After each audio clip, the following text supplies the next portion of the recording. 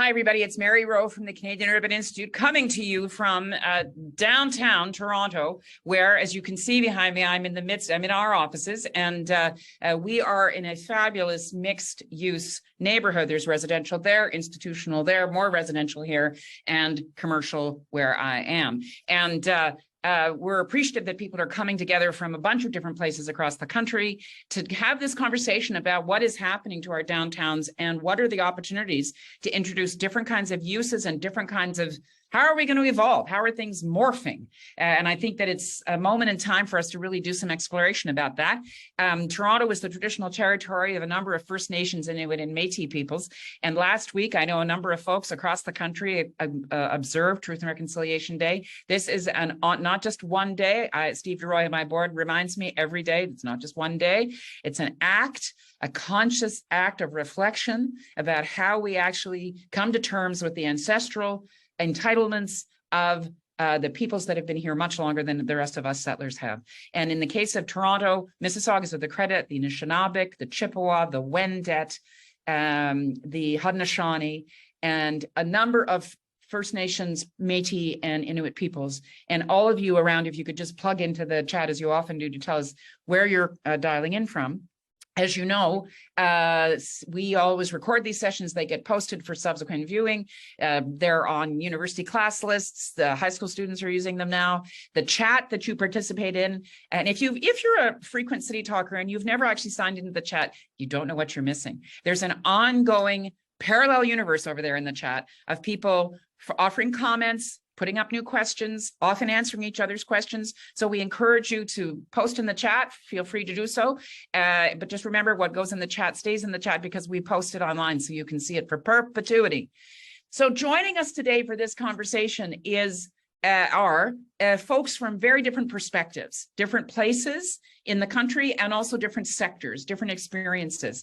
And I just want to flag, and Thom Mahler, my colleague from Calgary, will attest to this. We started raising this at CUI in the spring of 20, when we realized that there was going to be a moment of reckoning about how we were going to repurpose downtowns. And that was largely informed by Calgary's experience, which is several years ahead of the rest of us, where they had basically 5 or 6 years of intense reflection, because even going into COVID, they had 400 empty office floors. And Thom's going to talk to you about that. But we started in the spring of that year saying, well, how are we going to have that conversation? And now, and at the time, and Sheila, I'll be interested to see if you'd reinforce this. At the time, there were lots of people in commercial real estate that kind of dismissed us and said, no, it's going to be fine. And I remember I had a conversation with someone in maybe May of 20, and he said, well, we'll be at the cottage, we'll come back, it'll all be fine. And believe it or not, in December, we're going to be marking COVID 1,000. December 7 is 1,000 days of living with COVID. And part of what we're doing at CUI is saying, let's take that moment to be really careful and reflective about what have we learned, what have we observed worked well, what were the things that we innovated that were really effective that now need to become more general, they need to stick. And that ranges from everything in terms of urban environments needing to be more inclusive, a more serious systemic approach to reconciliation, but also how are we using our buildings? How are we using our streets? How are we using our spaces? And to help us do that, we were able to persuade Canada Mortgage and Housing and some other partners to underwrite a lab that Jen Barrett, our Senior Director of Planning, is going to just describe briefly. A number of you are familiar with it because you're on advisory tables about it. But as we know, and we don't want to ever change this, public policy in Canada always needs to be informed by best evidence. And so part of what we've been doing working across the country is with the Thoms of the world in municipal governments and the Sheilas and the Hildes, Hilde in Canada, and the Jennifers to make sure that we're informing the best policy formulations we can for having a kind of new rebirth of how we're going to see downtowns evolve. So Jen, can you just describe a bit for people the Conversions Project, what you're looking at, what those challenges are, and then lots of people in the chat that want more information can post it, and if they got input, they can post it. So I'll go to you, Jen, and then I'm going to go around tour de table, as they say, and get a perspective from each of you, and then we'll have the bun fight. So over to you, Jen. Nice to see you, as usual, but nice to have you on City Talk, of course. Great. Hello, everyone. Good morning and good afternoon. As Mary mentioned, I'm Jennifer Barrett. I'm a senior planner at CUI, and I'm the project lead for our office conversions project, which is being undertaken with funding from CMHC's Housing Solutions Lab. We've been at it since the spring of this year, really doing a lot of work around first understanding the context for office conversions, but also looking forward to what the opportunities and what the barriers are to office conversions. I should start by saying I'm joining you today from the unceded territory of the Algonquin and Anishinaabe, known today, of course, as the City of Ottawa, but which provides a unique perspective on this project because, of course, I'm in the city capital, or the country's capital, where we're seeing a lot of federal workers not returning to our downtown, to the effect of about 100,000 workers, and really starting to look at what that might mean for downtown Ottawa. So to provide a brief overview of the work that CUI is doing and the objectives of our work, we're working with stakeholders in cities across Canada, so we get a unique perspective, cities in different geographic regions, but also cities of different sizes, to really understand where the opportunities and the challenges are for the conversion of office space to residential uses. So this includes evaluating current projects, conversions that are already underway, but also understanding the kind of building types that lend themselves to the conversion of office space into residential units, and to also understand how the policy and regulatory environment can support conversions. We've heard in some cases where the market is right, that the policy and regulatory environment can be as important as the market conditions or the economics of a conversion.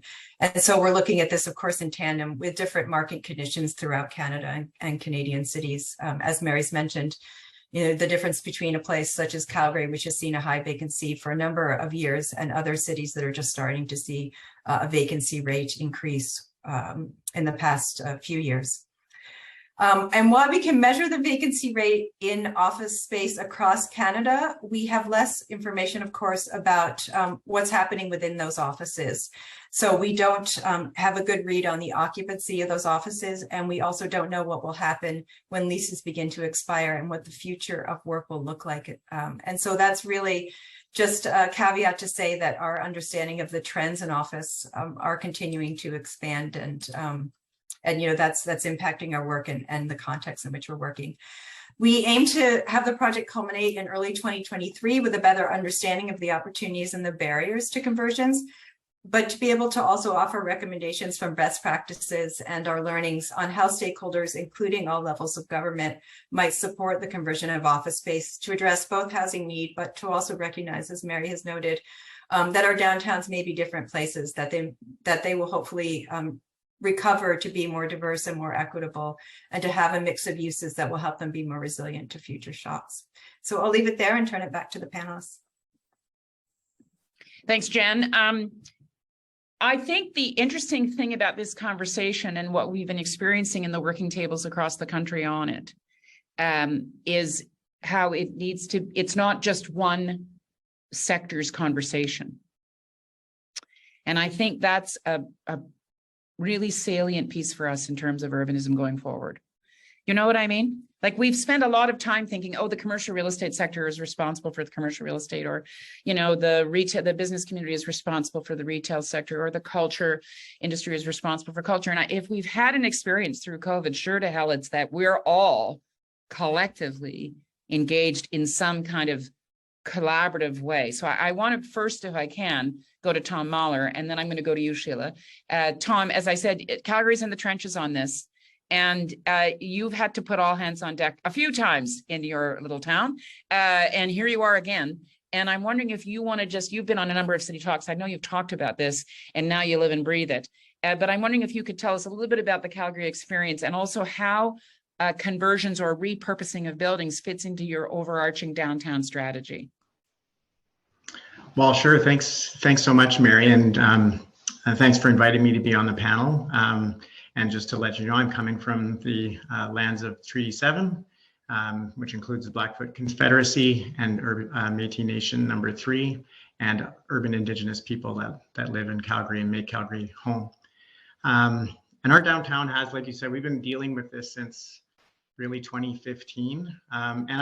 Your point's a good one. It started off as a commercial real estate discussion, because the purpose of commercial real estate in Calgary is to pay for a lot of city services. Commercial real estate in our downtown core used to make up almost 40% of the tax take of our budget. It's now down to below 20%. So we had a huge hole in our budget, which we had to make up for by applying tax to properties, non-office properties in the downtown and across the city, and to residential. And so, and you did that shift at a time that it wasn't very popular. I can remember. I bet it's news to the commercial real estate sector that you're saying, well, actually the purpose of commercial real estate is to pay for city services. Just saying. But when you did that shift, Thom, and that has not happened across the country to the same extent, you had, I'm sure, levels of resistance, right? Like you had to basically rebalance how you got municipal services paid for based on the weird system we have in Canada that property tax has to fund municipal services. But was there pushback? Well, there was. We had what happened first was people's taxes went up a lot. I don't have numbers with me at the top of my head, but there were the proverbial pitchforks at council, because even retail properties outside of the office core got nailed. And so our council was forced to take money out of our reserves to make it lessen the pain. Yeah. And so the proposition became, well, you're spending money anyway. We're spending a lot of money. We're not getting anything out of it. So why don't you take the money that you're spending to try and keep that tax hit lower and turn it into something that has a return on investment? And that conversation was really led by our Economic Development Agency through a real estate sector advisory committee, who we entrusted basically at the city to say, you guys know what's required to convert these buildings or to do something with these buildings. And they worked pro bono, many hours to develop a program for office conversions, particularly on the residential piece. And I can talk about, we've gone a little bit beyond that now, but they were the ones that came up with the economic case for it. And when we went to council, it was all hands on deck, going door to door, talking to councillors. And they were I have to say, our councillors were very receptive to the conversation and to understanding the importance of that. And it's not really a downtown issue per se. It's any jurisdiction that has a huge valuable land base. It could be an airport. If you don't have a downtown in your municipality, maybe you have some area that has a lot of office that's driving it. So it really was a question of municipal finance and fiscal stability. But to your point, just having a program to incent residential and office buildings also meant people would have to want to live in those residential units. And hey, your downtown's not really that nice to live in. Right. Nice to work in. It's easy to get to work in, and there's parking and there's peak time transit. There's all these services, but it's not a residential downtown. So now the conversation is, okay, we can get into the numbers if you want, but now that the city is investing in this conversion program and they're starting to happen, you need to make your downtown better for residents and give them a reason to why they want to live there. Yeah, I'm going to come back to you on that, because I think that's a key point, and we're going to hear it from other folks that it's part of the challenge of even getting people to come back into their offices is that downtown doesn't feel that good to a lot of people, right? So let's talk about that. But I want to go to, first of all, I see that Brian Pincott, former council member, is there, and he's saying that pitchforks, Thom, you were being generous. He was on council when the revolt happened. But what's interesting to me about this, and I want to come to you, Sheila, on this, is that in Calgary, you could see it. And one of the challenges that I want to ask Sheila about, she's sitting on the data, and I don't know we haven't seen people breaking leases, I don't think. Have we, Sheila? So maybe you don't quite see it, but in the case of Calgary, they saw it, so they had to act. So Sheila, can you give us a perspective in terms of all the different research and data that you're mining? So Mary, of course it's happening. Of course it's there. Those of us in the commercial real estate sector see these trends every day. So why don't I start with kind of big picture what's happening? Before the pandemic, the workplace was changing. Before the pandemic, we would work with the largest corporate occupiers in Canada and do the utilization studies, otherwise known as the bums and seats analysis. We would send people across workplaces, whether they were in rural Newfoundland or downtown Toronto. The average seat was empty 50% of the time. Some businesses was 70, others was 30, but on average, the average seat was empty 50% of the time. That's pre-COVID. Pre-COVID, yeah. So I did all kinds of studies on that. And so those of us, when I worked at Deloitte, we moved to an unassigned seating model, which then allowed us to reduce our footprint and look at the experience of the employees. That was all before the pandemic. And so you saw the Government of Canada, all of the banks, you know, City of Toronto, Province of Ontario, everybody was moving down that path prior to the pandemic. Then the pandemic takes place. Lo and behold, the whole world knows about it. I can work anywhere, anytime, any place, with anyone in any way that I want. Look at all of us. We're working together right now, collaborating on a project. I could be on the moon jumping into this conversation. It doesn't really matter.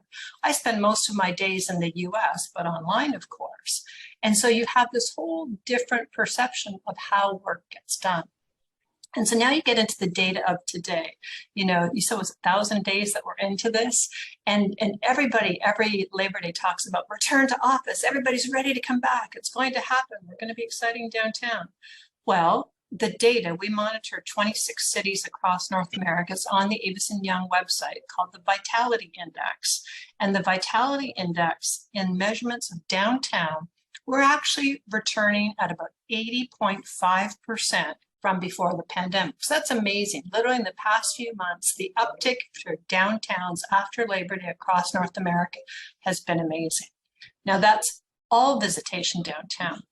Then you go into the office sector by itself and you say, okay, get it for downtown, but that includes tourism, that includes going to the theater at night, that includes retail. The office sector itself is only 44.3%. So what's happening is people are not returning to the office. They don't want to go back to the warehouse of workers. And now it's coming about the war for talent. Do I offer a hybrid program? The research that we've done shows that 85% of employees want some kind of a hybrid work experience. Well, what does hybrid mean? What does that look like? How do you manage it? How does that play out? Because of that, suddenly employers have to rethink their entire value proposition to both recruit and retain top talent.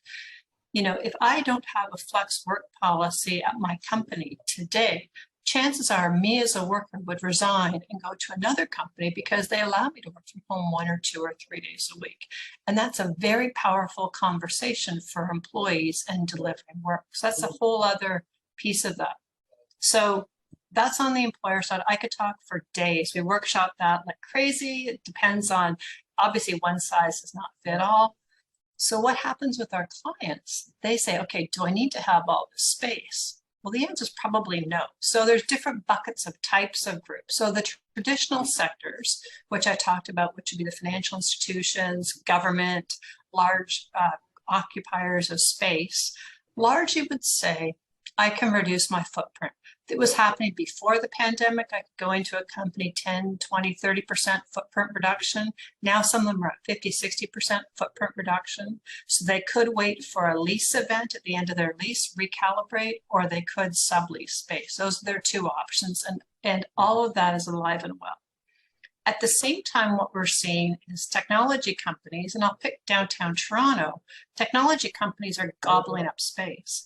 So they're paying their rents, they're taking on new space, but the bodies aren't necessarily in the building. So that, of course, affects the whole experience downtown.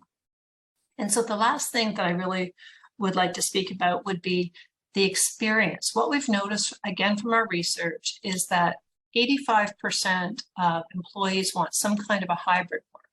The second that you offer a high performance workplace or an exciting workplace, whether it's the physical building, the trophy assets downtown, or whether it's a dynamic workplace design on the interiors, or it's a great corporate culture, suddenly you can attract more people back to the office. And I'm going to pick up on what Thom just said, because it's as important to the office as it is to residential, that you have to have an experience for people to want to be there.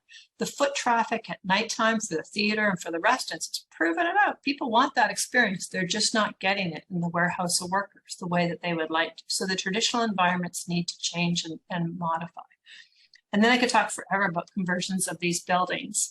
You know, so you say, next step. What happens if, and I'll pick the B and C type buildings are probably the targets for some kind of a conversion. And probably, Thom, that's what you're experiencing in Calgary. So those ones would all be about the feasibility. Does the floor plate allow it? Does the elevator vertical system allow that? Can we get plumbing and electrical into the building? Is there parking? Like all of those things play out. Here in Toronto, there's a movement to knock down some of these old buildings and pop up something new with 3, 4, 5 times density and accomplish the same things. The City of Toronto, Province of Ontario, of course, have their programs for surplus properties that they're putting out into housing, which is another mechanism to be able to make this happen. So I fully agree in the mixed use experiential neighborhoods everywhere. Yeah, I mean, it's going to transform them, right? I mean, I've told this anecdote before that, you know, after 9/11, the city of New York made a decision to introduce residential uses below in Lower Manhattan. And lots of people said it would never work. No one will ever want to live there. And then they did it, and now they do. So it's a transitional process. But Sheila, one thing that's interesting to me about this from your sector's point of view is, what did you say? 41%, 44.3% is the office return. And we know that that varies. Like the city of Ottawa, it's lower because so many public service workers. There are certain cities that vary. In your sector, is your focus, have you basically just resigned yourself that that's it? That you have to, that you're going to work with a workforce that's going to be always sitting at that number? Or do you think you could get it higher or not? Okay, so there's two parts of my sector. So there's one that would be the asset owner, the asset manager, and they're saying, of course, we want to get people back to the office. So we have programs for that group to, you know, reimagine the office. What does it look like? Suddenly, instead of sterile marble lobbies, they've got to activate it like a hotel type of experience. So we're seeing coffee bars and restaurants, and experiential. But here's a question. But here's a question for you. Even if you make it unbelievably fabulous, we saw the tech companies doing this before COVID, where you could get lunch right in the grounds and everything. And a lot of us were critical of that because all the small businesses then suffered. But even if, how much of it is just that people don't want to commute? They don't want to have to make such a long transition. And so if all of a sudden your office spaces, there's residential options closer so they don't have to commute, does that have to be part of your strategy to get that 44.3% higher? So it goes back to one size does not fit all. Some people like living in the suburbs. I live in the suburbs. I love it. So when I come downtown, there's a purpose for me to come downtown. I'm happy to commute, providing there's a reason, providing the experience, the intellectual exchange, the ecosystem that I'm part of offers a lot. So all of those things are really important. Versus say my children and the young folks who work with me have to live downtown because that's the only place you would ever live. You could never move to the suburbs. And so I think, or other groups, and they say I have to be downtown. So it goes back to one size does not fit all. Yeah, it's about choice. Yeah, exactly. Totally choice. We want cities to always be about choice, but I'm interested how, you know, part of the mandate at CUI is to build our sense of collective empathy and collective responsibility. And that would mean that it's not just what our workers need or what our landlords need or what the real estate owners need. It's also what does the community need. So I'm going to come to you next, Jennifer. And then Hilde, we're looking forward to getting an international and academic perspective from you because you're looking at all the data across a whole bunch of jurisdictions. Okay, the Forks, tell us, Jen, what's going on in Winnipeg? What is your perspective? And I know you've been in a bunch of different sectors in different roles. So I'm appreciating you're going to give us a perspective based on all the different interactions that you've had and the roles you've had in the city of Winnipeg. All in 3 minutes or less. No, you know, listen, you can take 5, knock yourself out, go for it. I'm happy to do that, Mary. I'll first of all, Gawitha Madanawa, Nawihawania, Jennifer Moore Rattray. Really pleased to be here. So thank you so much for your kind invitation. I'm based here in Treaty 1 territory at the center of Turtle Island, so Winnipeg, and also the homeland of the Red River Métis. So really pleased to be here and to share a little bit about our exciting project. I have the good fortune of being Chief Operating Officer with Southern Chiefs Organization, which represents 34 Anishinaabe and Dakota nations in what is now Southern Manitoba. Oh, woohoo! Yes, from Michael Redhead Champagne. Absolutely. I'm so glad that you are with us, Michael. Michael has such amazing perspective when it comes to Inner Winnipeg in particular and his bell tower initiatives. But anyway, I won't go into that right now. I'm going to talk about ours, but really glad that Michael is here. What SCO was gifted is the Hudson's Bay building in what is downtown Winnipeg. and it is the largest act of corporate reconciliation in Canada. If for those of you across the country, many of you will have a Bay store, an iconic Bay building in your downtown. I know there's a number of them. Ours was the headquarters for a period of time. It is almost 500,000 square feet. And this building, large department stores, of course, are, you know, the economics are changing, et cetera, in the downtown. So HBC made a decision to close it. We began conversations right away, and we're really fortunate enough to develop a really meaningful relationship with HBC. Just a small example, I mean, their leadership, the governor of the HBC company, Richard Baker, sat in ceremony with us to do this properly. So, you know, I really have to acknowledge that and respect that. So what are we doing with it? And how does this help to revitalize the downtown and be a strong, you know, help us be a strong part of the downtown? It's really an act of reconciliation. It's going to provide social and economic opportunity. We really hope it begins to change the trajectory, or is part of many other initiatives to change the trajectory of our people in Winnipeg, and in particular in the downtown of Winnipeg. So we are looking at more than 300 units of deeply affordable housing for, you know, studios for students, 1 beds, 2 beds, 3 beds for folks with children. We have a floor, the top floor, because we're going to give the best to our elders, to our seniors, of affordable assisted living. So housing on the top 4 floors, and then the first and second floors, we're going to have a museum. We're going to have a Center for Reconciliation. We're going to have our SCO offices. We need office space. Our folks really love to work together. Like, we like to be with each other. We're deeply about community. So throughout COVID, I had staff saying, when can we come back to work? When can we get back to the office? Just a couple of other features in our building. We'll have a childcare center built on the language nest model. We're going to have a health and healing center with traditional medicines as well as Western medicines available. So really a wonderful multi-use space, with the main floor being for everybody, public space for Indigenous and non-Indigenous people to be able to come together, to learn, to grow, and to really help, quite frankly, repair and heal our city, which has been called, many of you will know, a number of years ago, by Maclean's magazine, the most racist city in Canada. So really wanting to be a force for good, a force for change through this incredible gift of a building. So I'll leave it there. I know there's lots more to talk about, but really excited and enthusiastic, and we're really pleased to have the support of our treaty partners, our federal treaty partner, and also our provincial treaty partner, and also our municipal treaty partner. So Egosani, thank you. Jennifer, it's just too bad you're not more enthusiastic about your project. Really, it's a shame. You know, I gave a testimony when they were debating what the future use of the Bay building would be, and because it's an iconic corner and an iconic structure, and so this is just a wonderful, wonderful example of where strategic investments coming from different nations, different partners, different treaty partners, and as Sheila suggested, you know, how do we actually? One size doesn't fit all. No. But when you've got an asset like that building that you're going to be able to transform with such a rich history, and you're using the human capital asset, the people assets, as well as the actual built environment assets. So I'm sure that Hilde will have some views on this, because she's studying adaptive reuse and how this happens. I've got to say, when Sheila said that in Toronto there's a move to knock buildings down, you know, the preservationist in me, the environmentalist in me, is worried about all that embodied energy getting cast aside as we build brand spanking new.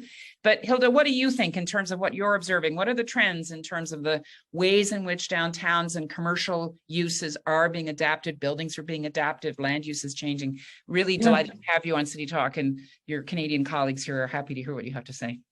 Good, yeah, I'm really happy to be invited to be here as well, because it's interesting to hear what your views are from Canada as well. So yeah, I'm Hilde Remøy, and I'm Associate Professor of Real Estate Management at Delft University of Technology in the Netherlands. And so from the Netherlands, I've been studying, well, mainly the Dutch real estate market, but also looking into some other comparisons with European real estate markets. And I think here we saw this tendency of high office vacancies in former crises. So as for the COVID crisis and what that will do, I think we're still struggling to find out what will actually happen. Early days. Yeah, exactly. So we did have a very high office vacancy here, starting out after the dot-com crisis and building up to the financial crisis in 2008. And from 2008 to 2013, the vacancy percentages were rising, skyrocketing to 15% on the national level average. And in several office areas, of course, this was much higher. And with office areas also meaning downtowns, like our main downtown areas, Rotterdam and Amsterdam, where we had really high vacancy levels, and it began to become an issue, really what to do with it because of societal issues. So I think as long as there were only empty buildings, it was also not really seen as such of a societal problem, right? But then in 2010, 2011, when real estate was refinanced, it became really hard to refinance vacant properties. Hilde, I'm just going to interrupt you because we're having our audio is drifting across the Atlantic a little bit. So so it's not going well. I know it is fine. Plug in something. If you lean forward and pretend you're a brash American speaking, we're going to hear you just fine. Okay. If you just drop your voice a little bit, we miss it. So just channel your inner cheerleading transatlantic voice and we'll hear you. People are keen to hear what you have. Is this better? Yeah, that's much better. Okay, great. I'll keep leaning forward. So that was what was taking place here up to 2012. So with the lack of refinancing of vacant properties, it turned out that we had quite some serious issues for the downtowns, especially as this led to, some streets being lacking liveliness, even in office hours. And so the government started to think, how can we approach this? What can we do? And I think it became clear quite quickly here that there are things to be solved on a national level and things to be solved at a local level. So nationally, of course, the national government was working on things like new legislation, and also new fiscal rules. So how to deal with vacant properties. Whereas on a local level, for the local municipalities, you have the issue of liveliness of the city. And who's going to use these vacant properties. So there we saw that there was really a need for different types of measures. So with only the legal and fiscal measures, you wouldn't be able to reach out to the owners of the properties and to the asset managers in order to get things moving. Mm-hmm. And for that to happen, local municipalities took a more active role, starting to think, how can we really facilitate these transformations in properties and in use?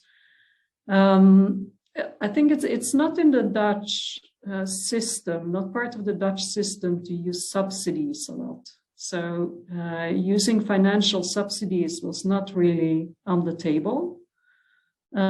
So they were looking much more into what can we do to facilitate things. And this went all the way to how to get people to talk to each other. So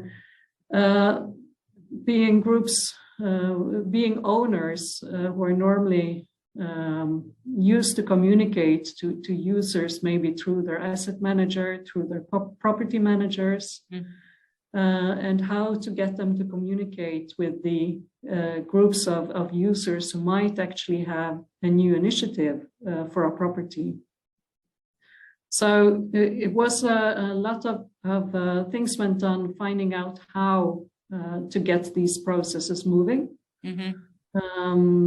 With local municipalities who actually did not have a big toolbox of regulations or policy beforehand that they could use, but who had to develop this. So they went into developing things like covenants for how to collaborate between municipalities and property owners, installing special teams at the municipality, teams that were working specifically with empty buildings and finding new users for them, and doing the mediation between owners and possible new users. And from there on, also looking at what's needed, what kind of help is needed from a government side in order to get these conversions sorted out, because we already heard well, technically and functionally it might be all feasible, but does it also work regulatory with local regulations? Does it work according to land use plans, for instance, and things like this? So I think these were some of the main issues that were developed. Hilde, you've been at it for how long? How long have you been watching this happening in the Netherlands? So a big thing, well, most of this happened between 2010 and 2015. So you're ahead of us, and this is pre-COVID. In that sense, yeah. So in 2015, we saw that quite a lot of these conversions actually started happening, and they seemed like the market was learning, and they caught up. So I think in 2018, 2019, we were up to quite a big production of housing from these conversions. So I'm going to go to Thom next, because Hilde's given you a great lead there about all the tools that municipal governments needed to acquire, this notion of covenants and special teams. And I'm interested in terms of all of you. So you should all just open your mics so that you can feel free to interrupt each other and just have a chat like we were around the kitchen table. Thom, what are the real carrots and sticks that you've got available to you? Because my sense still is that people will put up roadblocks about why this can't happen, or so you're on the front lines there. What have you been doing at the city, and then what do you think the province and the federal government need to do to support you? Well, certainly no sticks. We won't use any sticks. We're all in the carrot business. Listen to you. Well, it is interesting. Each building is kind of its own case study in what's required to get a conversion, because it depends on who's owned it, how long have they owned it, how much did they pay for when they bought it, where is it located, what's appropriate for use.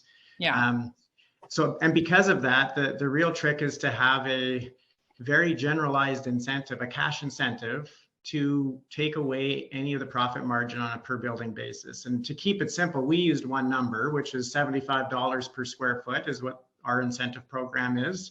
For every square foot of office you remove, you get a $75 subsidy from the city of Calgary, and that's a grant that's applied at the end of your conversion. So it's a low risk investment from the municipality in that we don't give it until the building's actually done. How'd you come up with that number? How'd you come up with that number, Thom? So that was developed by our real estate sector, our volunteers, but and they said that would do it. Yeah, we had a project underway, which just opened last week, actually. It's an affordable housing project, a conversion of an office building to residential. And the team that worked on that included architects, cost consultants, engineers. So we had a really live example of costs. And so with the information from that project and some of the others that we had been doing and had been investigated, that number came in, and we weren't sure it was right. We thought, was it too rich? I don't know, is it not enough? But it's definitely been the right number. Council has given us $100 million. It is largely all spoken for. We have a second phase of the program that we had opened for the final 27 million. And that's almost, we haven't evaluated all the projects yet, but assuming we can conclude deals with some of those, we will have spent the entire 100 million, which is over 1 million square feet of office removed and over 1,000 units of housing created. And that housing is, I won't call it, there is some subsidized housing as part of these projects, but they're at a price point. So when we developed the number, I think this is one of the key points. That number included an understanding of what you could market these units for, what you could get for rents. Because if you don't have a big enough incentive and you're competing against new construction, well, you're not going to win. Right. So we had to create a pro forma that would allow for these projects to find their niche to be marketed within the Calgary marketplace. So I wouldn't say $75 is the number in other municipalities that have no idea, but that's what worked in our downtown core. You can hear, Hilde, that subsidies continue to be part of the math here in Yeah. Canada. Jennifer, go ahead. What were you going to say? I was going to add to what Thom has said, a couple of tools that have been really useful for us, and I know for other projects in Winnipeg's downtown. And I do want to recognize that we have the amazing Kate Bensky here with us today, who is running the downtown biz and just has been such a gift and so supportive throughout the whole project. But a couple of the tools are TIF, tax increment financing. That's really helpful to the tune of about $9 million. So that's really to offset all of those taxes that otherwise we would have to pay during the development process. So for a period of time. Of course, taxes are important. We all need to pay them. They pay for our social services. They pay for, all of those important things in our country, but relief from them for a period of time is a contribution that cities can make, because of course cities in Canada do not have the revenue bases that at least certainly Winnipeg doesn't have the revenue basis that other entities do. The other quick piece is support with permits, right? So, permits can cost, as a lot of you will know, as I was shocked to discover, hundreds of thousands of dollars. So getting relief from those for, again, the duration of a project when you're really trying to knit all of your various sources of funding together is just so critical. So I just wanted to pipe in with that. And I want to come behind you on this and just ask for a little more detail.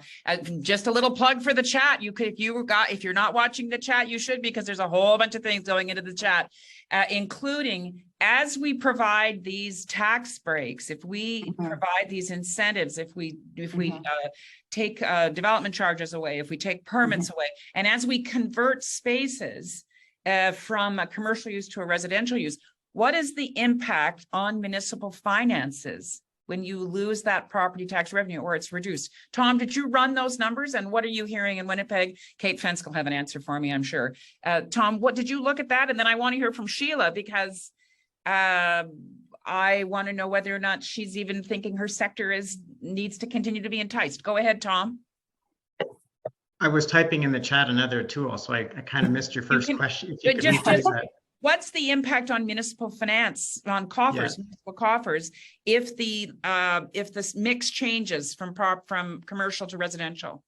So great question. So we were very concerned about that, and Brian Pincott probably remembers some of the conversations. Nice to see you, Brian. But the number that we've come with, the prices have dropped so much that a vacant office building in downtown Calgary is basically valued at land. So if it's converted to residential, the assessment goes up.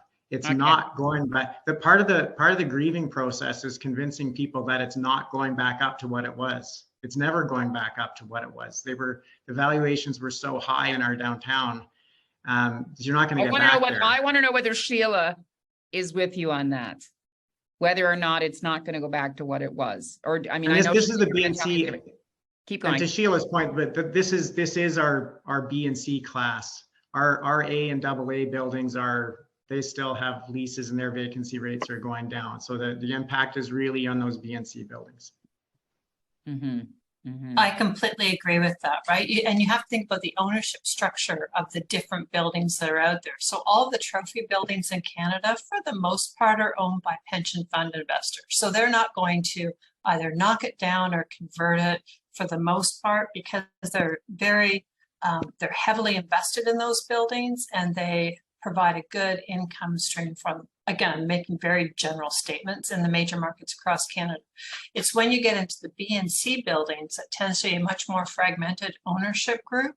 Mhm. And so when those buildings become vacant, to Tom's point, it's land value because it's hard to fill them up again. I don't know that that's the issue in Toronto. These buildings are still largely full. It's not like we Well, have. they're largely leased, not the same Yes. as full, right? So if I'm an investor to that building, I'm coupon clipping the lease that's in place and the revenue stream, and that's all I care about. Yes. To be blunt about it. No, I And know, so and that's what I keep asking about is what happens when actually that isn't the case, and then all of a sudden your sector cares about something else. There's a point in the chat that's being raised, and I want to ask this to everyone, and I'm interested what Hilde would say as well. In terms of cities continuing with their planning efforts, should we be resourcing planning departments to continue to look for new office space and develop mixed use projects with a certain minimum percentage, has been asked in the chat, a certain minimum percentage to be allocated for office and commercial use? Or in fact, should we be seeing that ratio change dramatically so that we're not approving those kinds and we're creating whatever incentives we need for those? Who wants to jump in on that? So I'll jump in. Hey, Hilde first. Let's let the Netherlands come in first. Go ahead, Hilde. Yeah, I can say what we know here from the Netherlands as well. So we have, although there is a lot of conversions going on, I think there is still need for new offices, but they should be in locations where it makes sense to have them. So here, the thing about transportation is a big issue. So it should be near to public transport centers, and it should not be very large developments that are standalone office developments. But indeed, looking into the mixed use developments, and I think there we have a different challenge as well, because and I'm curious to hear how that would be in the US and Canada, because here there's a small niche of investors who's interested in investing in these mixed use developments. Right. So it's hard to get them from the ground. Yeah. I mean, part of what I think we're struggling with, and Sheila, then I'll come to you, is how seismic a shift are we looking at in Canadian urban life? And is it really that we're going to distribute commercial uses and residential uses in more of a polycentric way? Or are we doubling down on downtown? Or are we going to have several downtowns? I know it's hard to be a futurist here, and I'm not suggesting we ever should be, but can we be open to some new possibilities as opposed to just reinforcing what we had before? Sheila first, and then we'll come back and I'll hear from Jennifer. Yeah, I don't want a bun fight, so Sheila, you go, but I right, we're going to go Sheila. Respond. I like bun fights. Let's go to Sheila and then Jennifer. So I was going to put on my real estate investor hat just to give you some perspective of what the investor's thinking of when they own their building. So if I own a downtown Class A trophy building, I'm doing whatever I can to retain the tenants, the leases, and the experiences for those buildings. So that is off the table. So then you look at the B and C buildings that could largely be in play. Well, many of those buildings have life to them, except for Calgary, except for some other cities, but they still have life to them. They're still viable assets. There's going to be a segment of those buildings where the investor is going to say, do I make more money converting that to something else? What is the cost in? And oh, by the way, construction costs have gone up 30 to 40%. So that's going to affect my feasibility on this thing. Is there some kind of a tax incentive? What is my benefit for doing that? Or is it, we've worked for some investors to say, knock it down because it's 50s, 60s building that has no architectural value. You can get greater density, accommodate more people with rental housing, and then therefore more affordable. So you have to weigh up all of those big decisions in play. At the end of the day, it goes down to the asset level, down to the street, and one size does not fit all. back to the other point in mixed use. And so then the other part of this is very few investors will build a building that has, say, office on the bottom and condos or rental above. Those buildings do not have the higher valuations attached to them because of the challenges of the mix of uses. But you could very well have a complex where you've got one condo, one rental, one office, one retail as part of a complex, and that's very viable. So Sheila, just go on that. Why are you saying that the one building that's got commercial, it's got retail on the main floor, then commercial above, and maybe office, and then residential, why is that less valuable? Because our and again, this is our investment community likes to be pure in their ownership of asset classes so that they can manage it more productively. The residential user group is very different from the office user group. As one CEO said to me, Sheila, you don't want to be looking out your window and seeing a barbecue while you're at the office, right? So there's but I want to know why. It's a mindset. But I want to hear it's a mindset, but I want to know why. Like, I'm wondering if that's not necessarily a mindset for the future. It's because it's an asset property management issue. They don't like having them both in the same buildings because there's challenges with the residential, very different group than the office group. You know, right? I'm just saying that's what, yeah, but we used to not bring dogs to offices, and now we do. Like, I just wonder, are we able to make these places? Isn't that part of the dilemma, right? Well, it's starting. When you think about buildings like TIFF, I was involved in that, right? So the Right. the bottom part of That's it the is Toronto National commercial. Film Festival building. Yeah, and then above it's all condos, and the condos actually, the sale of the condos paid for a lot of the structure with the office below, right? So there's different mix of uses, and you tumble the math and you see how that math plays out for any individual development or downtown or marketplace. Jennifer and then Hilde. Yes, I am going to jump in. Thank you. We have an affordable housing crisis in this country. We do not have an office crisis in this country. So, I look at this from a holistic perspective. And I think we need to look at the greater societal value of affordable housing. Safe housing is the foundation for everything else that somebody's going to achieve in their lives. To the point that Michael made in the chat a little bit earlier about protecting kids from coming into care. Thousands of kids come into care across Canada because their homes are deemed not acceptable to child welfare. So we need to think about education and safe, affordable housing being the key to somebody getting that education that then is going to enable them to get that job, that then is going to enable them to be a good parent and be able to raise their kids with a decent level of income. So I just want to put that out there in terms of why we are so much in support of affordable housing, mixed use housing, and converting all of those, quite frankly, empty and underutilized buildings wherever possible, because I think all of us are going to benefit together as a society. So those are my quick pieces. Thanks. Yeah, thanks, Jennifer. Okay, Sheila can respond. Then we're going to hot pursuit from Sheila, then Hilde, and then Thom. Go ahead, Sheila. Jennifer, I couldn't agree more. That we absolutely have to solve for that problem. So again, the commercial real estate industry would say municipalities move out of the way with the entitlements and the approvals process, expedite that process, let us build the product so we can solve for that problem.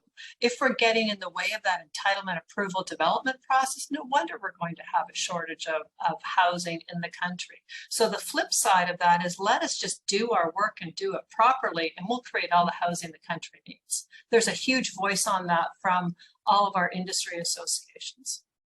Hilde and then Thom.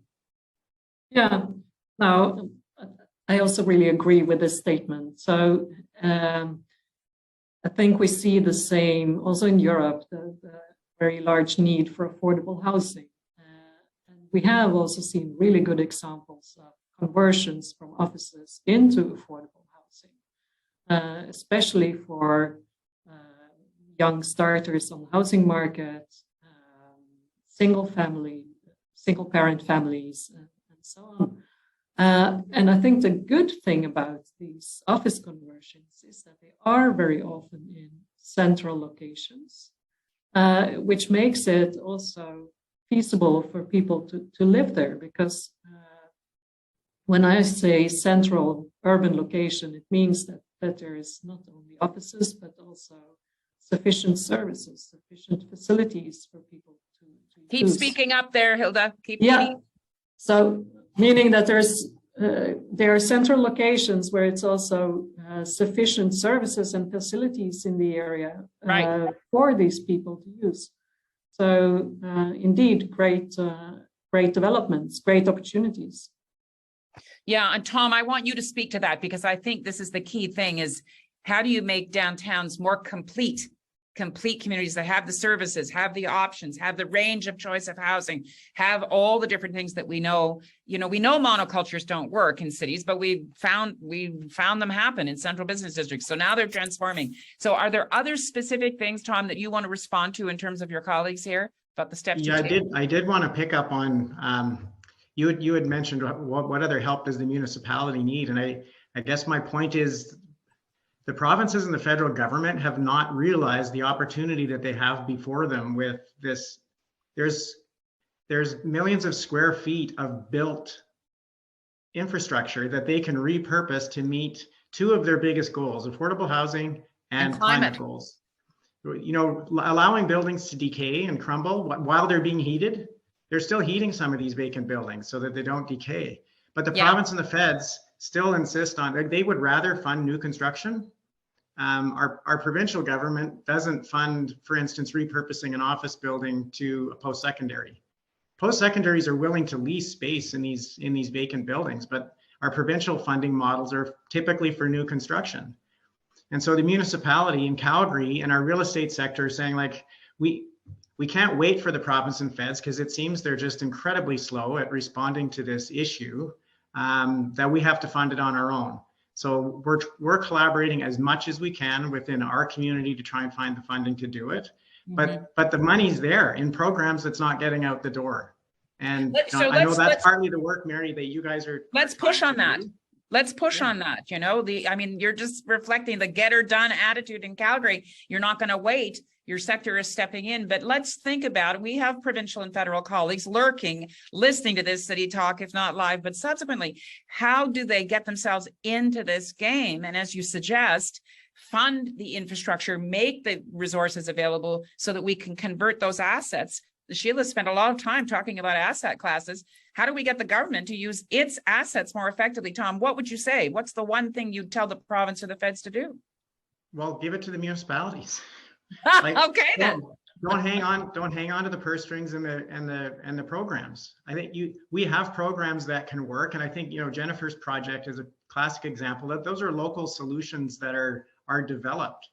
And the other thing is get over the hang up of giving money to a real estate developer or a pension fund or a REIT as somehow they're an evil thing. Yeah.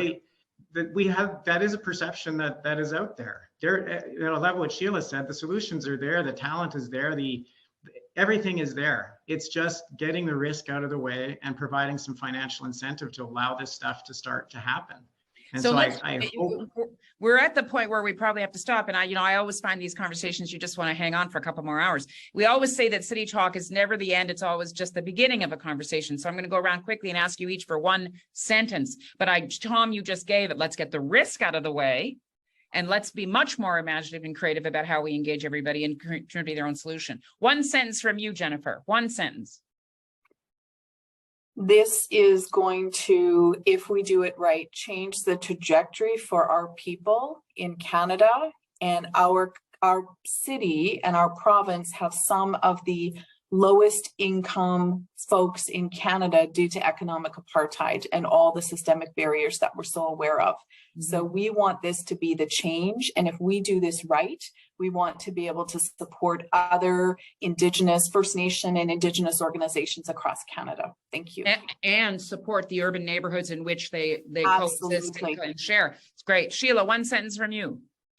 Cities are amazing places. They're going to be here forever. They're a really important part of our ecosystem. But how we reimagine that, one size does not fit all. And so being very creative with many voices as part of that, we have the solutions. We just need to get together to come up with the answers.